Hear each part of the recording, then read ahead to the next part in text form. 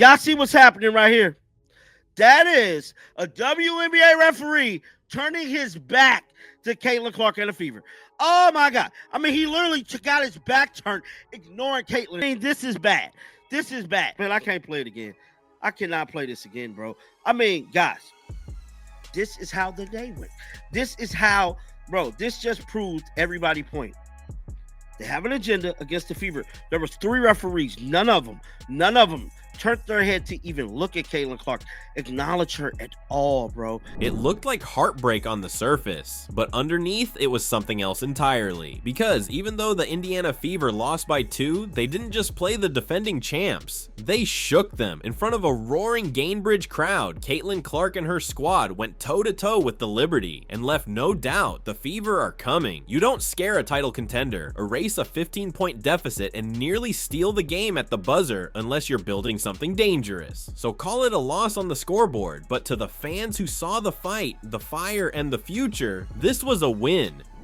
So the Indiana Fever went down in a hard-fought 90-88 point loss to the New York Liberty, but I see this as a win. And here's why. This wasn't just a game, it was a full-blown emotional roller coaster. At one point, Indiana trailed by 15, the energy drained from the building. But then came the third quarter. Suddenly, the Fever roared back, flipping the script and taking a 12-point lead, setting Gainbridge Fieldhouse on fire. Fans went from biting their nails to jumping out of their seats as the Liberty, yes, the Liberty, looked genuinely stunned. It was the kind of momentum swing that doesn't just change a game, it changes how a team sees itself.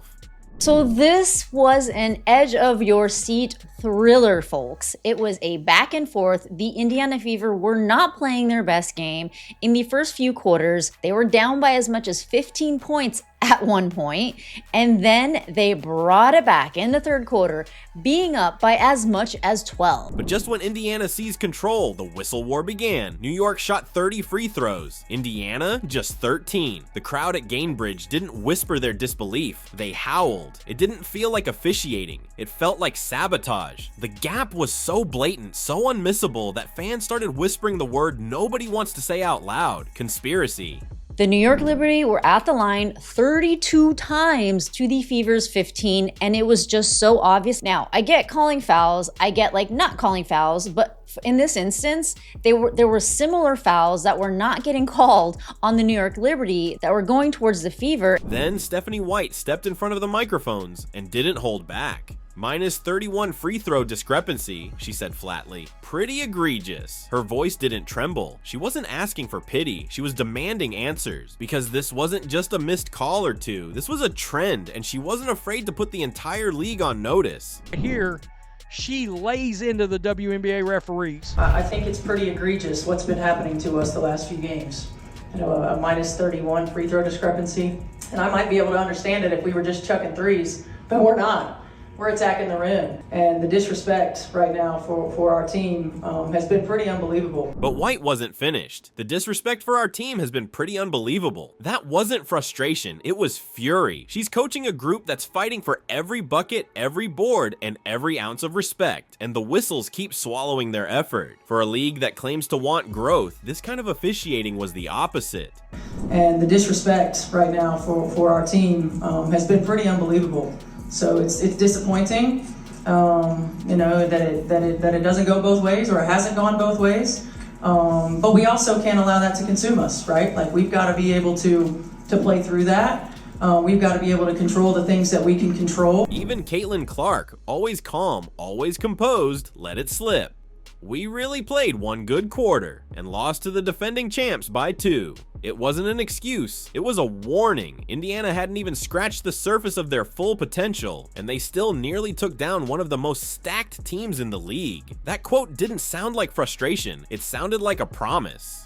Essentially, like, we really played one good quarter of basketball and lost to the defending champions by 2, so I guess that's positive. The final possession still haunts Indiana fans. With the clock ticking down, Natasha Cloud clamped both arms around Caitlin Clark's waist. She tugged on her shoulder, shifted her body, and the refs just stood there. No whistle, no mercy, just silence as the Liberty walked away with the win. And if you're wondering what the foul on Cloud was, it was the final play when the Fever were down 2 points with seconds left in the game. Natasha Cloud is covering Caitlin Clark, and obviously, as shown right here, she is holding Caitlin Clark by the waist. She taps her shoulder right there. I mean, the amount of times that Tosh Cloud made contact with Caitlin Clark is endless. And again, it's really hard to watch a game and watch a game this close that is completely reliant on the refereeing. As the dust settled, fans started asking, why didn't White challenge the final foul call? Turns out she literally couldn't. No full timeout meant no challenge, even if the CBS broadcast said otherwise. It wasn't a coaching mistake, it was a procedural trap, and it left Indiana helpless in the most critical moment of the night. Stephanie White's got a challenge left. All right, when that foul took place, CBS said she's got a challenge left. Well, it didn't matter. She couldn't use it. So, yeah, does this sort of help? Yeah, I guess it does, even though there was some real coaching deficiencies today. Stephanie White could not challenge that foul call on Lexi Hull, the one that led to the game-winning free throws from Sabrina Ionescu, because she didn't have a timeout. You need a full timeout, not a reset timeout, to initiate the challenge. For the second straight game, the referees swallowed their whistles like it was part of the game plan. Plays that would be automatic fouls anywhere else were just ignored. The Liberty got the benefit of the doubt. The Fever got the cold shoulder, and Stephanie White, sick of the silence, finally let it all out. Because if the league won't say it, she will. This isn't how champions are treated. One of the things that happened during this whole game is the referees for again, the second game in a row, I guess? Definitely for the second game of the season, the referees swallowed their freaking whistles when it came to the Indiana Fever, and Stephanie White has lost her mind. And Twitter? Yeah, it lost it too. Worst referees in the history of any referees. One post declared. Memes flooded timelines. Fans raged. And hashtags exploded like wildfire. It wasn't just Indiana fans. It was the entire basketball community watching in disbelief. Because bad calls happen, but this was something bigger. WNBA referees are getting destroyed. And I mean, they are getting crushed online. Honestly, they're getting crushed during every single game.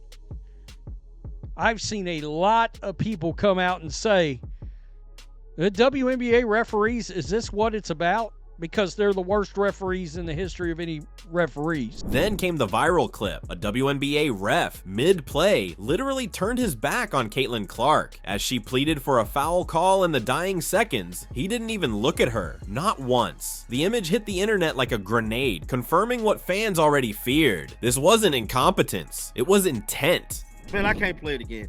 I cannot play this again, bro. I mean, guys, this is how the day went. This is how, bro, this just proved everybody's point.